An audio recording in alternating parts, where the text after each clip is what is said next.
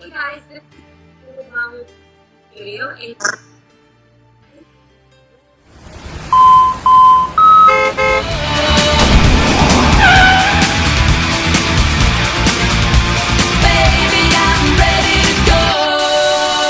welcome back, and as you can see side by side, as I promised, we're welcoming back to GoTarryn TV, Asiya. Asiya, how are you doing out there today? great. I'm so excited to be here. Well, we're lucky and fortunate to have you here, and again, thank you so much for taking time out of your busy schedule. So, since we spoke last month, how's business been? How have you been doing? Business has been great. I'm not gonna lie, business has been great. I think there was a general worry when we spoke back in May and June, and I mentioned that I was taking all of my classes outdoors. Yeah. Excited, but at the same time, I was like, oh my God, July is about to come, August, how is it going to be? Outdoors, hot. It's been honestly incredible. The weather has been fantastic. Everyone loves it. So, so far so good. What about you? Same, you just pretty much took the words right out of my mouth. I actually, believe it or not, we may have said this last time, but I really like working out outside. I mean, it's just incredible. Same thing. I love it. I finally got that nice tan that I've been wanting. So it's, because before, it's almost like whenever you get a day off, you're just trying to hit the pool and then you're out there for so long, so you end up burning most of the time. So now it's kind of like consistently every day in the afternoon, early in the morning. So I'm happy. You brought up a good point, Asiya, because I have to remember to bring my sunblock with me because I get really dark fast when I'm outside. Very important. Yeah. Definitely. And let me ask you this. How about your participants with working out outside? From my perspective, it looks like your class, they're having so much fun and they're just like so high energy. What's their, take on this whole thing with doing the Valeo dance outside? I'm sorry, with what? With dancing? Yeah, with your participants. What's their take on it with working out outside? It seems like they enjoy it. No, they absolutely love it. And now it's almost like everyone tries to, or everyone looks ahead and they're like, can we just not go inside? At this point, nobody wants to go inside. Uh-huh. We'll cross the bridge, we'll cross the bridge when we get to it. Again, as we said last time, with 2020, I think the motto is, we plan, God laughs. So I don't want to go too far ahead and kind of see what's going to happen in 2, 3, 4 months down the road. Who knows? But generally speaking, people absolutely love it. Good. I think we're really lucky with the weather. I can't complain. Few hot days here and there. I think there's only one time since May 20th when we actually had an actual rain during session, and even then, everyone was like, you know what? We're not giving up. We're not going home. Let's keep going. Let's keep finishing up. So actually slightly moved away, and then at that point, we're like, you know what? Even if we get wet, who cares? So generally speaking, everyone loves it. I think you still have people that, a lot of them have been kind of quarantining and have been indoors for so long. So it's almost like this, woo, kind of a coming out all of a sudden, like, oh my God, and I'm around people, and it's, and we're alive, and, we're moving together. So it's a little bit of a kind of initial shock, but I would say in general, everyone loves it. It's almost like, it's a great spirit. As I said before, I think there is no substitute for human interaction, and it proves to be exactly that. So, I couldn't be happier. Good. I'm so glad to hear that, and you've really adjusted quite well with this change because I know a lot of people have a tough time with change and adjusting. So, yeah, but you're going to keep doing it. And my other client, Asiya, that I train usually outside, you see her, Carol, she absolutely loves y'all's energy. Like every time we're working out, she says they got the best music, and when she's standing on top of that Bosu ball, she starts dancing with you guys. Like she's like, I really like the beat of the music, so she loves it. It's actually, it's really exciting because I feel like you and I have really been the only two, at least consistently, that, we've just interacted outdoors and, have seen clients and just work with each other, with clients outdoors. So it's always like, from you, anytime I see you and your clients, it's like this peace of mind. It's like, okay, it's going to be a good day. I think it's the wave of the future, Asiya. Like before you and I recorded, like last week, we kind of texted back and forth and said, what should we talk about? One of the things I wanted to ask you was, where do we go from here? Like, one of the things that I've seen that the commercial gyms, for example, are on the endangered species list because even if, let's say, they get a vaccine, let's say that this pandemic ends, I think still people have realized a few things, and one of them being that they don't want to come to a busy gym where there's a lot of people indoors, inside, where they're breathing real heavy, where there's sweat on machines and you're working out. So what's your take now, Asiya, on the whole big gym concept, big box? Because, for example, CrossFit's in a lot of trouble, too. They've been hurt really badly because of this. My heart breaks because I know, just from the operational financial standpoint, the leases and just all the work and all the finances and everything. Yeah. So my heart breaks Sure. for the businesses. I don't necessarily think that they're going to go completely obsolete. I still think it's kind of this interesting being a really, really kind word here. I think just interesting, unique time. I don't think they're going to completely go away because I know I see all these commercials for Peloton, and I know a lot of people swear by those. Again, as I said before, there is no substitute for human interaction. And human interaction, whether it's a group dance fitness class where people are actually dancing together, or whether it's guys, again, I don't want to kind of gender stereotype, like guys lifting at the gym or CrossFit, it's a community. I always say with gyms and health and fitness, physical the strength training, it's such a small part of it. I think mental, emotional, that feeling of camaraderie and the feeling of belonging to a club, and then you have a social connection, social interaction, those will not go away. Now, whether it adjusts a little bit, I'm sure that will. Maybe there's going to be a nice kind of medium where certain things can take place outdoors, but I don't think that it's all going to go completely obsolete, and you're only going to see people either on the Peloton, working at home or working out at home, or just people at the park running by themselves. I don't, or at least I'd like to think that's not going to be the case, because otherwise it's going to be a really sad thing. Mm-hmm. Yeah, it's scary to think about, and I know that even before the pandemic, before coronavirus, people were thinking that. But what do you think? Do you think it's all going to go away? I think that from here, my gut tells me that the big commercial fitness centers, they're going to be in trouble because I think the perception generally, just from people using the Family Life Center, for example, a lot of people have not returned. And I've talked to several members and asked, hey, the gym's been open a couple months. And just straight from some of the members have told me that they're going to wait till the vaccine comes out before they even come. And even then, who knows how long that's going to be. But I think the advantage that we have of being outside, there's definitely something there. There's potential opportunity to switch the workouts to being outside. Because then, like you said, you don't have the expensive lease for a building.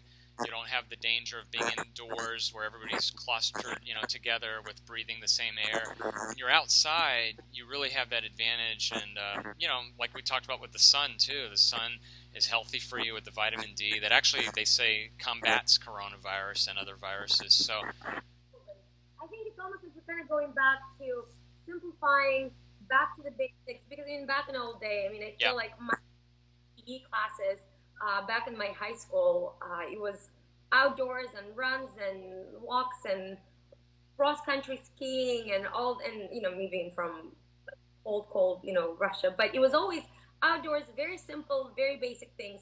And I think with technology, we kind of started over complicating certain things, and it's almost like we're going back to those basics, so but again, I'd like to think that those businesses won't go completely out of business. Maybe they will adjust some of the models, but I think it's gonna. I think they have to. Knock on wood, they really have to hope that they can pull through and continue on.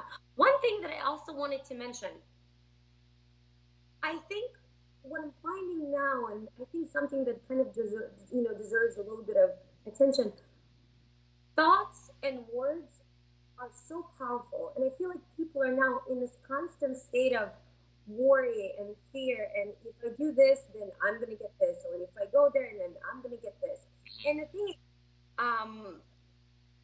I always say, like, we end up worrying twice. First, before anything even ever happened, and then when something actually happens, and it cannot even be the original thing that we actually worried about in the first place. So we really need to take time and I think convey to people, um, thoughts and words are powerful. The Mm. might be, directed in a slightly different way, and not in a sense with, oh my God, if I go to the store, then I'm going to definitely get it. It Mm. doesn't matter. Even if it's not this virus, it's something else. I'm gonna get it. I'm just gonna get it.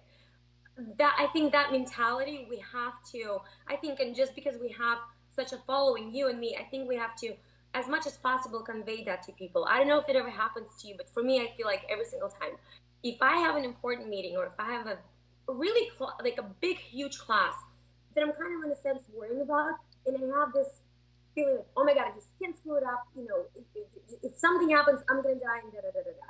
And of course, the very first thing that's gonna happen, I get on the road, there is some accident that never happened before. Of course, it's gonna happen, so traffic is backed up. All of a sudden, from the classes back in the day when I used to teach indoors, speakers were always fine. In this one important class, big class, a bunch of new clients, and I'm worried and I'm stressed. Of course, it's going to be that one time that this one speaker is going to go off. Something else, cramps in the stomach.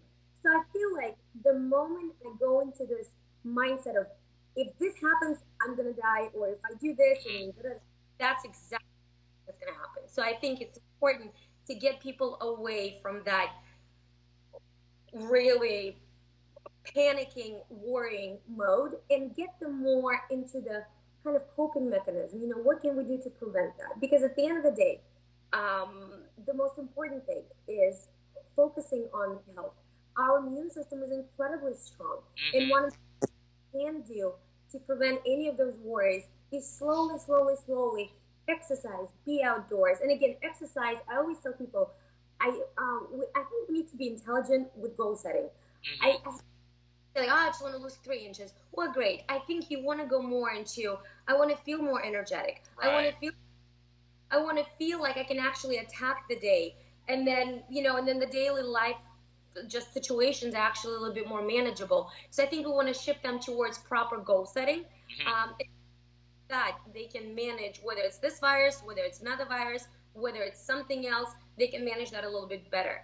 And I think with worrying and being in that constant worrying state, the stress hormones, what they do to us Mm-hmm. is far worse than I think, anything else. And especially because we are in that constant state before it happens, after it happens. So it's constant state for us. I think, um, yeah, I know a lot of people say they're waiting on the vaccine. Great, of course we all are.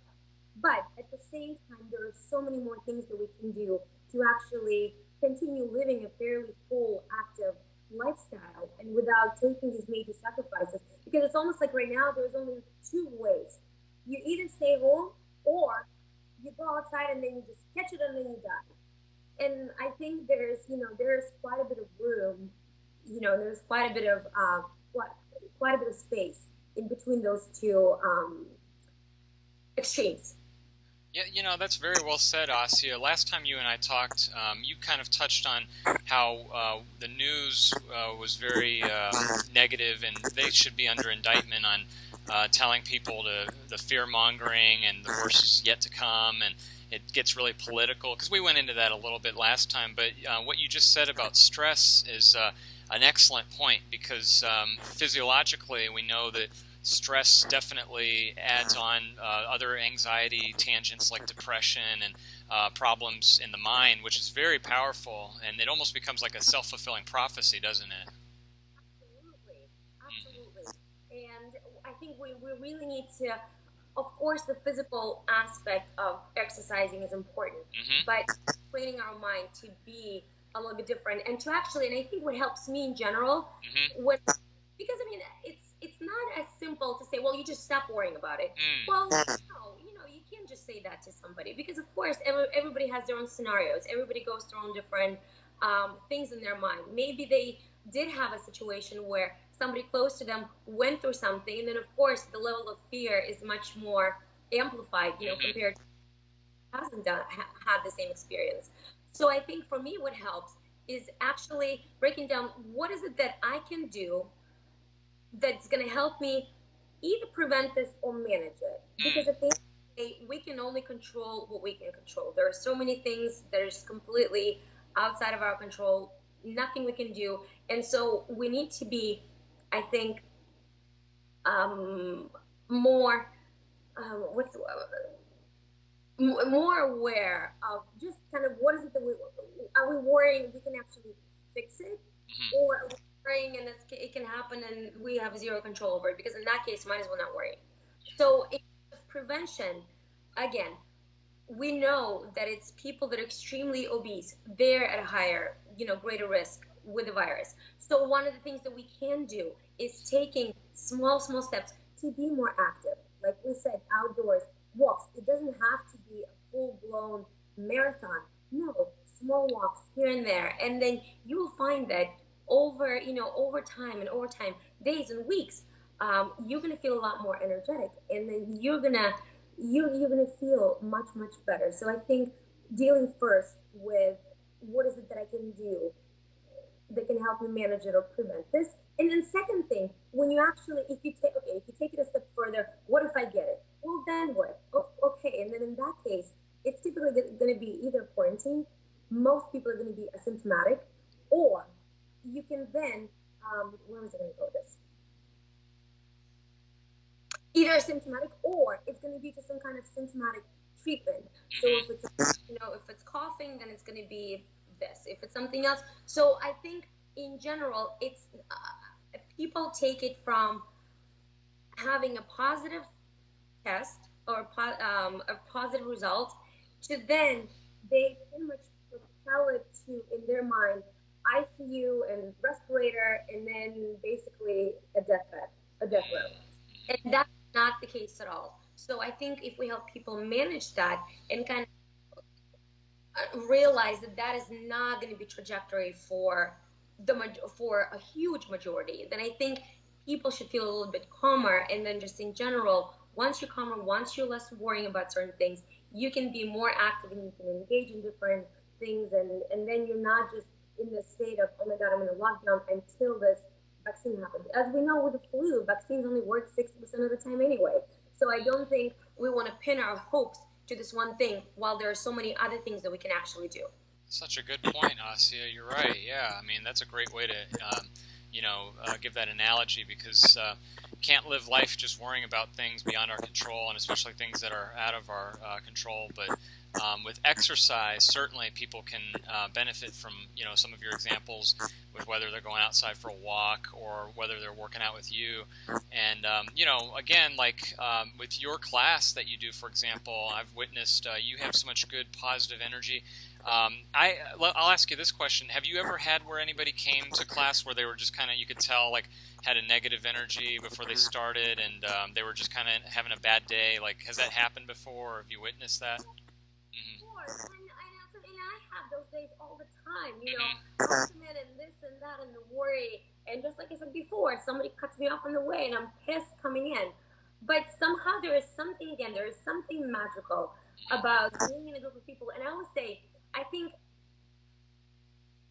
almost in a selfish way, helping others, I think has such therapeutic effect, because when you start helping others, you're less focused on yourself.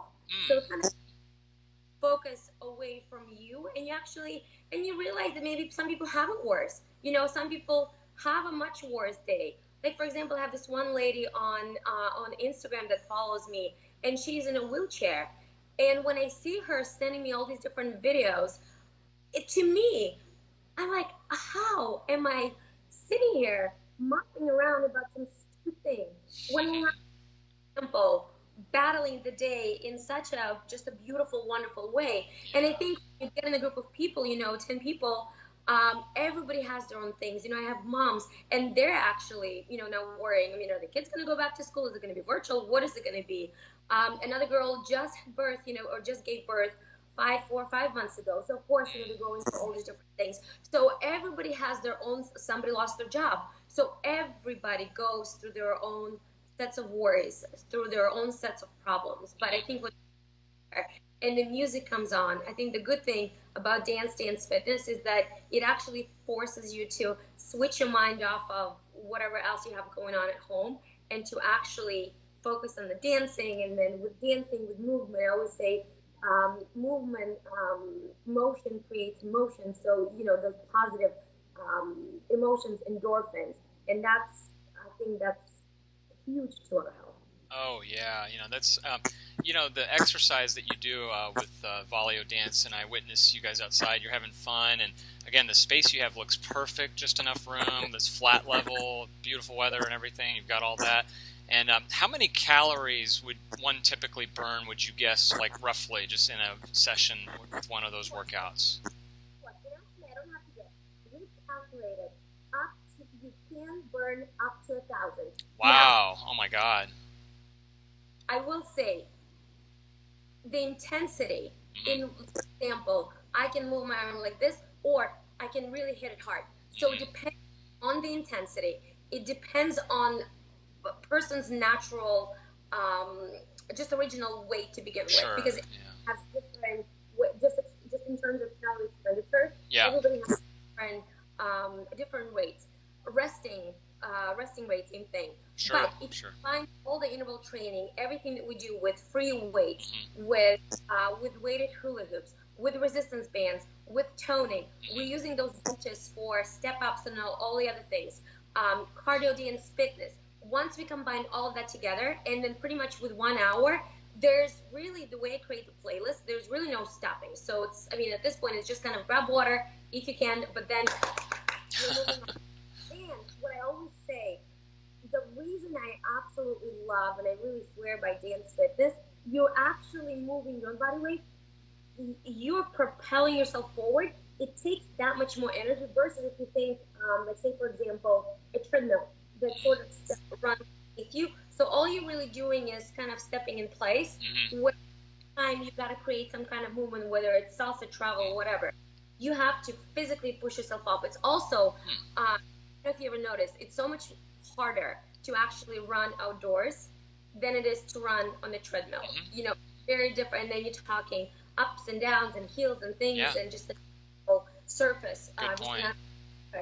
But because you're constantly having to propel yourself forward, you're exerting that much more energy whenever you're using your body weight versus having a machine that moves underneath you. So you can 1,000, but it also depends on the intensity of each move. I always offer modifications. Somebody who has knee surgery or somebody has a knee problem, obviously we're not going to be we're doing hopping and jumping. It's going to be a modified squat. Somebody who can take it up to the next level, we do take it up with certain things. So yeah, that's awesome. They can burn so many calories in such a short amount of time, relatively speaking. So that's great that they can do that. But good point that they're putting their body in motion and movement. And it's funny because last week I didn't get a chance to catch you after we left. When I finished, Carol, who I mentioned just a few minutes ago, she was very complimentary of you. She asked just straight up, she said, what's her name? And I said, Asiya. She said, Asiya is in such amazing shape. She's like, she's such in good shape. And she said, I'm just so jealous. I wish I could look like that. And I said, well, she's been doing it probably for a while. And she said, well, that, again, she was very complimentary of you. Well, please tell Carol, huge thank you. I'll probably see Carol on Saturday. Who knows? Yep, definitely. But tell her I said thank you. And when I see you guys, when I see her, what she does, I'm also incredibly admiring of her, and it's amazing what you guys are doing. Thank you. Yeah, it's great that you can exercise at any age, and I tell Carol it doesn't matter if we're 30, 40, 80 in her case, and she was also complimentary of your mother too, because she said that your mom looked like she could be an older sister for you. She said her mom's in really good shape as well too.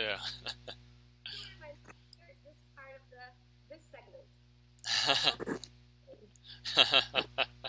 But that's great, though. Again, everything that you're doing is just amazing. Asiya, let me ask, with your classes, are you currently accepting new people, too? Is it open for more people to join? Absolutely. It's always open for people. Okay. I always tell everyone, group dance fitness, the way I structure it, all routines, when I say routines, dance fitness routines, everything goes month to month. Okay. So that's when I take it, I would say maybe a little bit slower, actually break down certain steps, what we do, song, which rhythm, what are some of the basics, what are some of the things to look out for, how to properly do a move. And then as the month progresses, like for example, now in mid-August, crazy to think mid-August, 2 weeks, and we're going to be into the fall. I know, But yeah. so as the month progresses, then we go a little bit faster from song to song to Okay. song. There isn't as much kind of explaining. So I would say if somebody comes in and somebody joins in, it's definitely a little bit maybe easier, maybe a little bit more beneficial if you come in towards the beginning of the month, Sure. so that we actually catch some of the just explanations and breakdowns of all the steps. But at the same time, in terms of dance fitness, I always say it's not a choreography class where we're just standing around and we're learning some kind of interesting set routine, and then it just requires so much standing time and memorizing. It's basic movement to the right, to the left, alternating. So pretty much anyone off the street without any dance background can absolutely join the class and hop in and enjoy.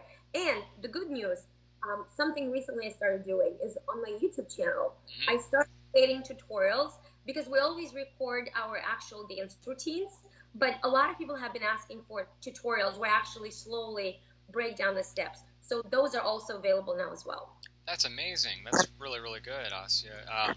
Yeah, they'll definitely have to check that out. And also, I asked this last time.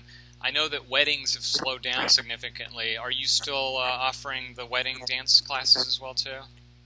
Definitely, but the weddings have substantially slowed down. Sure. A lot of them were kind of a lot of couples were hopeful, and they postponed their weddings from spring to summer.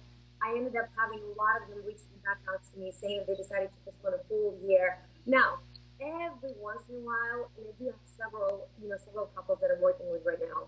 Their wedding's going to be at the end of August, actually. Okay. September, October. Few were getting into the beginning of next year, but it's substantially slowed down. But I will say, I had two couples a few weeks ago, and they already had their weddings probably last week or 2 weeks ago, because they literally came for the crash course like, the week of the wedding, and I was like, all right, I like the last minute. We can still get a lot of things done. And when I asked them if they had to postpone, they're like, we had the option, we had the opportunity. Somehow everyone operates in this mode that I'm just going to wait until next year, and it's just going to be, everything is going to be wonderful, it's going to be perfect. But they're like, we really don't know what the reality is going to be. So. And to me, what was something that was really wonderful, they said, even if it's just the two of us, nobody else, the most important thing is that we become husband and wife, and the rest doesn't matter. And it was such a refreshing and beautiful thing to hear. And I figured, that's absolutely true. You got the bride, you got the groom, you have the dance at that point. What else do you need? Very well said, Asiya. Yeah, I couldn't agree more. And I'm watching the time really close. I promised you I'd have you out of here on time. But before we let you go, this 30 minutes always just goes by way too quick with you. I can't believe it's already been half hour. Let me ask you a couple more questions, and then we'll get you going. What is the best way for people to find more information about you? Let's go ahead and plug your website, your social media, and anything else you've got going on right now. And those tutorials, too, by the way, too, please. Sure. So the best way to find me is on the website, ValeoClub.com. Valeo from Latin to be healthy and feel well. So Valeo, VALEO, the word club.com. And from there, you see group dance fitness, you see weddings, you see private ballroom dance lessons. In terms of social media, Instagram, same thing, Valeo Club. Facebook, same thing. And YouTube, Valeo Club as well. In YouTube, we have 355,000 subscribers. So, wow. I am just so impressed with that. That you're amazing. And that's incredible, Asiya. That's just unreal. But again, you are the queen of YouTube, so just keep it up. That's awesome. That speaks a lot. But again, thank you so much. I really appreciate your time always coming on here, Asiya. And let's catch up. And I guess next time you and I talk, it'll probably be the fall. Well, and hopefully this Saturday, you and Carol and me in the group. Yeah, absolutely, always. Yeah, we'll be there. And Carol will be on top of the Bosu dancing with you. Well, thank you, Asiya. Have a great rest of your day, and here comes your contact information as we fade to black.